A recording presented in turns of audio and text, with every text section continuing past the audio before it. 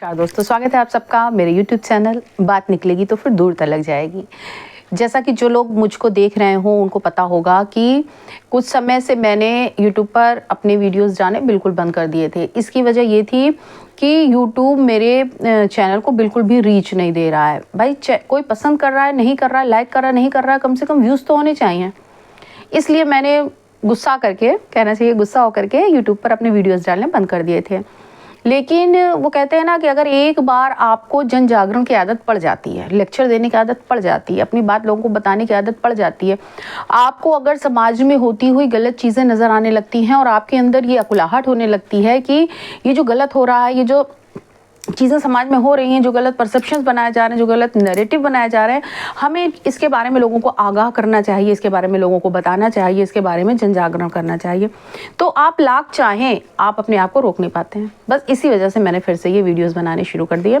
अब रेगुलरली मैं डालूंगी, देखती हूँ फिर मुझे कब गुस्सा आता है और मैं कब अपने वीडियोज़ डालने बंद कर देती हूँ। फिलहाल मैं बात करूँगी आज कल हुए जो यूपी में जो बाई इलेक्शन हुए उसके बारे में। हालांकि कल इलेक्शन भी हुए, विधानसभा के चुनाव हुए महाराष्ट्र में और झारखंड में, लेकिन वहाँ पर ऐसे कोई बड़े मुद्दे नहीं हुए, ऐसी कोई बड़ी बातें नहीं हुई, किसी की हत्या नहीं हुई, कोई अराजकता नहीं फैली, पत्थर नहीं चलाए गए। लेकिन यूपी में क्रेडिट गोज टू अपने अखिलेश भैया, सब कुछ हुआ। एक दलित लड़की का मर्डर हो गया। कुछ न्यूज़ रिपोर्टर्स कह रहे हैं कि रेप के बाद मर्डर हुआ और कुछ रेप की बात नहीं कह रहे हैं, केवल मर्डर की बात कह रहे हैं।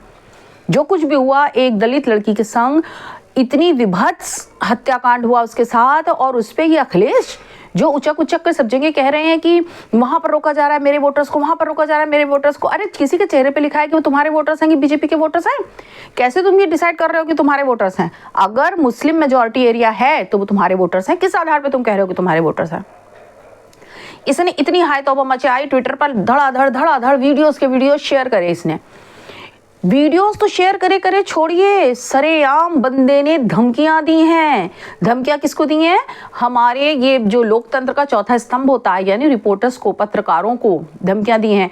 उसके बाद ऑफिसर्स को धमकियां दी हैं, पुलिस ऑफिसर्स को धमकियां दी हैं, उनका नौकरी को लेकर के, उनके प्रोविडेंट फंड को लेकर के, उनके बच्चों को लेकर के। ये बंदा खुद को नेता कहता है। आज के समय में अगर हमारे योगी बाबा ये कहते हैं कि वो भूमाफिया का नाम मिटा देंगे, क्रिमिनल्स को यूपी से भगा देंगे, सबसे पहले तो इन्हें अखिलेश के खिलाफ कोई एक्शन लेना चाहिए। ये अपने आप को नेता कहता है? ये पढ़ा लिखा नेता अपने आप को कहता है? मैं तो कहती हूँ मुलायम सिंह की इतनी बड़ी धनराशि इसने वेस्ट कर दी ऑस्ट्रेलिया जाकर पढ़ाई करके। अगर इसे इसी तरह की अभद्र भाषा यूज करनी थी जैसी कल इसने पत्रकारों के लिए यूज करी कि वो नंगे करके मारे जाएंगे, ये लैंग्वेज थी यूपी के एक पढ़े लिखे एक्स सीएम की, जो कहता है कि मैं ऑस्ट्रेलिया से डिग्री लेकर के आया हूँ। पता नहीं सच बोलता है कि झूठ बोलता है, लेकिन अगर वो ये सच है कि उसने ऑस्ट्रेलिया से डिग्री ली है तो मुझे बड़ा ही अचंभा है कि अगर उसे यही सब करना था, यही गुंडई करनी थी, यही धमकियां देनी थी, यही इसी प्रकार की राजनीति करनी थी, तो भैया वो इलिटरेट अंगूठा टेक रह के भी ये काम कर सकते थे। उनको इतनी पढ़ाई लिखाई, अपने बाप का इतना पैसा, बाप का क्या पैसा था, खैर वो तो सभी जानते हैं कि इनका पैसा कहाँ से आ रहा है, उस पैसे को भी बर्बाद क्यों किया। तो कल जो कुछ अखिलेश ने यूपी की राजनीति में किया, मैं तो कहूँगी कि वो सबसे ही स्तरहीन कार्य था। अब चूंकि मैं पढ़ी लिखी हूँ और मैं अखिलेश भैया जैसी इतनी गंदी लैंग्वेज यूज़ नहीं कर सकती हूँ पब्लिकली, इसलिए मैं नहीं कर रही हूँ, लेकिन वरना मेरी भी डिक्शनरी में बड़े अच्छे अच्छे वर्ड हैं इनको सुशोभित करने के लिए। बंदे ने एक ट्वीट उस दलित लड़की के लिए नहीं किया जिसको कल इसके गुंडों ने मार डाला, पता नहीं रेप करके या बिना रेप के भी, जो भी था, लेकिन आरोप यही है कि इसके गुंडों ने उस लड़की का कत्ल कर दिया। क्यों? क्योंकि वो ये कहती थी कि वो बीजेपी को वोट देगी। अब आप सोच लीजिए हमारे देश में लोकतंत्र कहाँ बचा है, संविधान कहाँ बचा है?